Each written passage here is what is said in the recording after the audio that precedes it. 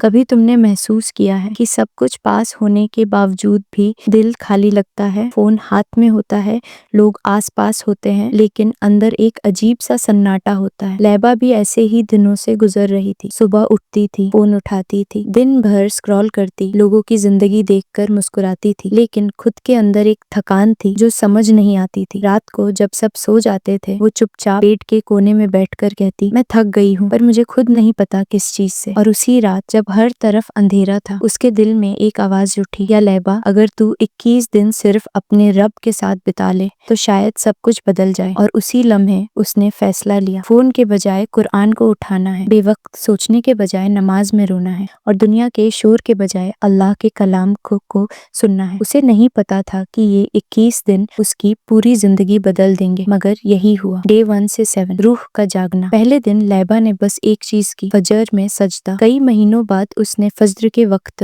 زمین کو چھوا، اور اس پل اس کے دل سے ایک بوجھ ہلکا ہوا۔ سائنس کہتی ہے جب بندہ سجدہ کرتا ہے تو دماغ کے فرنٹل لوب میں بلڈ فلو بڑھتا ہے اور سٹریس ہارمون کورٹیسول کم ہوتا ہے۔ یہی چیز اینگزائٹی اور ڈپریشن کو کم کرتی ہے، اور قرآن کہتی ہے اللہ بذکر اللہ تطمئن القلوب، دل صرف اللہ کے ذکر سے سکون پاتا ہے۔ اس نے فون کا ٹائمر لگایا، صرف 30 منٹ اسکرین، اور باقی وقت روحانی ڈیٹاکس۔ ہر رات ایک آیت پڑھتی تھی اور کہتی تھی، یا اللہ، یہ لفظ میرے لیے کیا مطلب رکھتے ہیں۔ پہلے ہفتے کے انت تک لیبا کے دل کا خوف اور گھبراہٹ ہلکی ہونے لگی۔ وہ کہتی تھی، مجھے لگا میں اکیلی ہوں، پر اب سمجھ آیا میں کبھی اکیلی تھی ہی نہیں۔ ڈے 8 سے 14، دماغ کا تبدیلی۔ دوسرے ہفتے تک لیبا سمجھ گئی تھی صرف روح نہیں، سوچ بھی بدلنی پڑتی ہے۔ اس نے لکھنا شروع کیا، روز رات ایک صفحہ گریٹیٹیوڈ کا، صرف 3 لفظ، الحمدللہ فار ٹوڈے۔ سائنس کہتی ہے جب بندہ شکر لکھتا ہے تو اس کے دماغ میں ڈوپامین اور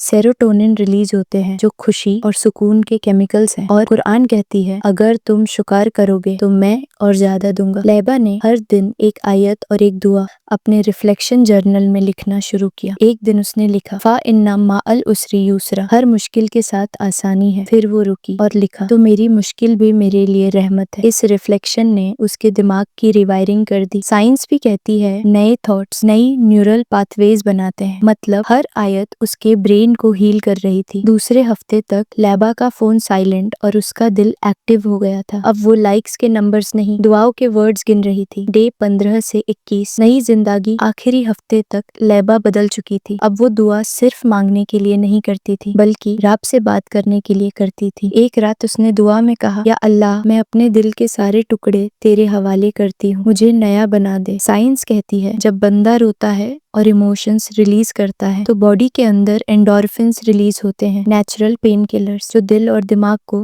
ہیل کرتے ہیں۔ اور قرآن کہتی ہے اللہ ان لوگوں سے محبت کرتا ہے جو توبہ کرتے ہیں۔ لیبا نے اب اپنی زندگی کے ہر دن کو عبادت بنا دیا، چلتے ہوئے تسبیح، کھانا کھاتے وقت شکر، اور سونے سے پہلے ایک دعا۔ اس کا دل لکھتا تھا، میں پہلے دنیا سے بھاگتی تھی، اب میں اللہ کی طرف بھاگتی ہوں۔ 21 دن کے انت تک اس نے فون کی اسکرین بند کی اور دل کے دروازے کھول دیے۔ ریفلیکشن۔ 21 دن بعد وہ کہتی ہے، میں پہلے اپنی لائف اسکرول کرتی تھی، اب میں اپنی لائف فیل کرتی ہوں۔ سائنس کہتی ہے 21 دن میں دماغ اپنی پرانی عادتوں سے آزاد ہو سکتا ہے۔